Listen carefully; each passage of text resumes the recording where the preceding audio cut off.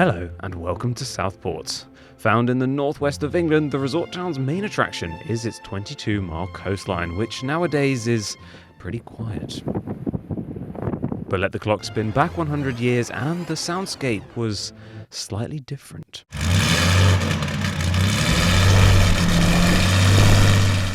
Early in the 20th century, there was no Silverstone, there was Southport, and tens of thousands of spectators eagerly gathered on the beaches to watch daring men and women pit their motors both against each other and against the technology of their time, straining to push speed records higher and higher. But when they started out in 1903, it wasn't actually on the sand.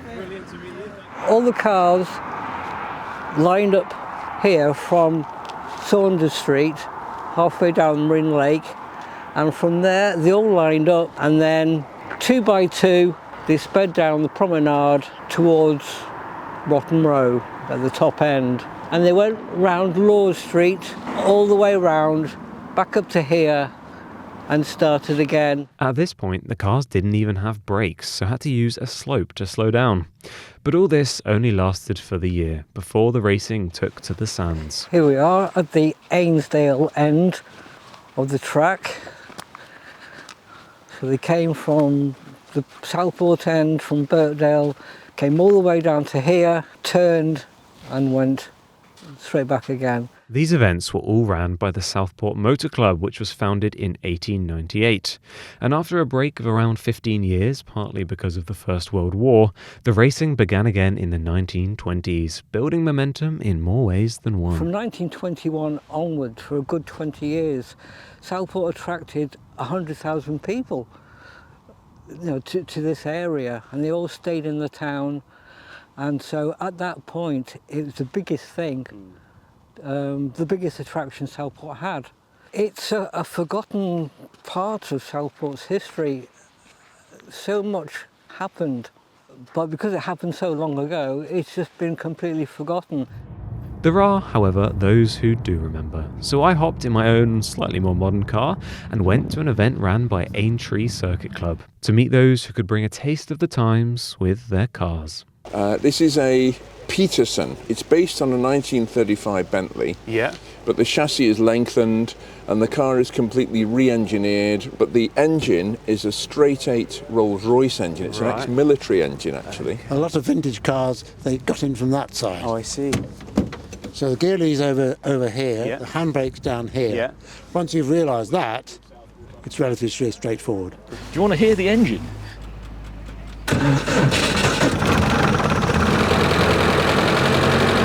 And while these guys definitely know all about the racing history, they don't exactly represent the general population. Do you think if you asked the average, let's say, 20, 30-year-old resident of Southport about the racing back in the day, do you think they'd know about it? No. They'd be flabbergasted to think that along this stretch, world records will be held, 100-mile races will be held. Southport's motor racing history it's incredible. And Geoff isn't the only one with that opinion. There are some things that are just so exciting they are worth remembering. In a world where there isn't much good in the news, back in the day it was in books and newspapers. Yeah. Now you can publish it all online, so you can share the whole experience with a global generation of young would-be excited engineers of all ages. It's also something that Britain is uniquely good at. Yeah. In the 128 years of the land speed record, the British have held it for longer than every other nation put together. There are very few places in the UK that land speed records have been set, and Southport is special because it is one of them. But, as with much of the past, perhaps the best thing to do is reminisce. You can almost just imagine them, can't you? Just like down the beach.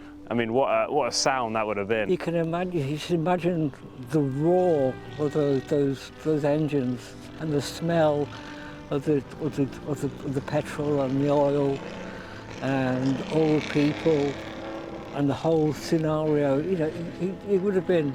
I wish I'd been there at the time. It would have been incredible. But of course, there's no way to even get close to going back in time. Or is there? Sir Henry Seagrave. a name synonymous with Southport's history of speed. A land and water speed record holder, an officer, a fighter pilot, and the driver of the Sunbeam Tiger, which returned this year to Southport's Sands of Speed. On the 19th of March 1926, Sir Henry Seagrave set his sights on a new land speed record in this, the Sunbeam Tiger. This was the last car to see success for both land speed records and circuit racing, with its supercharged V12 engine being made up of two 6-cylinder piston blocks mated together, which made a total of 305 brake horsepower. And on that overcast day on Ainsdale Beach, Seagrave smashed his goal and set a new world record. But of course, the main question is, how fast did he get? 152.53 miles per hour. And it's not like he was in a car of today with a nice airbag and a safety, big wheels, was it? It was... Yeah, you see the pictures of it, he's just, his head sticking out, and it must make you feel like you're going a lot faster. The nerve he must have had. He must have had nerves of steel. He was actually called the Mad Captain.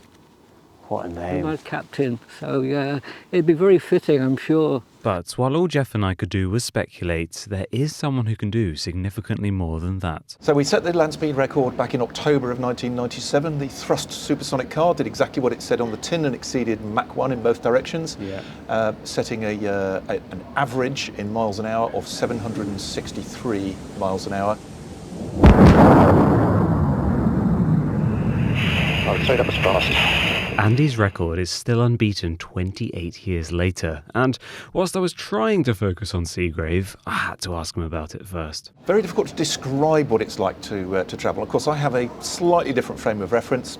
I've had the world's best day job driving jet fighters for a living, so it is like a cross between driving a very high-speed jet fighter at low level and driving a very high-speed track car, but more of both. But while he's broken the sound barrier, he's also well aware of the barriers broken by the likes of Henry Seagrave. Look at doing over 150 miles an hour in a car like that in the same year that the world's first television was demonstrated. His engineering team that weekend had said, we're done here, we've broken too many bits, we need to go and redesign and re-engineer the car. He convinced them to do one more repair on the supercharger to give him 3 minutes of running, and that would be enough. And for him it was. But if we were to send Andy back in time, would he have been risking it all alongside Seagrave? Because I've grown up in an era where you don't need to take those kind of risks, the answer actually thinking about it would probably be no, because the risk level was so high. However, while he wouldn't be going for the record, he would soon be driving the Tiger, as this year was the 100-year anniversary of Seagrave's record, and the Aintree Circuit Club had organised a celebration on the very same day and in the very same location as back then. There you go, mate. And so the Tiger was back in Southport, the only one with memories of 1926, but not the only one the crowd was gathering for. And I've owned her for 36 years, and she's obviously one of my favourite possessions. I'm proud to be here because it is a significant enough event to have made the effort to be here. And while VJ, who used to own an F1 team, bought the Sunbeam for £1 million, there was someone else in the crowd for whom it was priceless. The granddaughter of Louis Coatelen, the car's designer. Everything he touched turned to gold, really.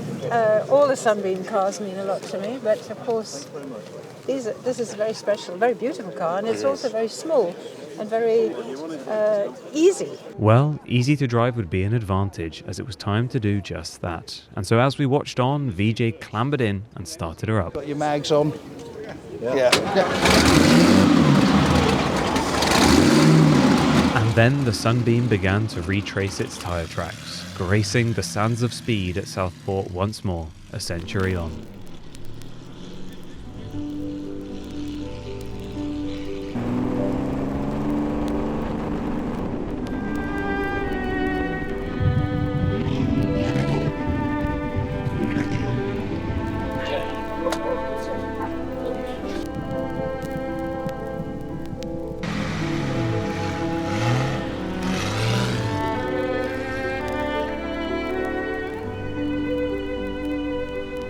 This has been one of the most exciting drives I've ever had because of the history of 100 years to the day since Henry Seagrave broke the outright world land speed record, 152 miles an hour here on Southport Beach. Celebration of British engineering and technological excellence both then and now. What a fabulous day.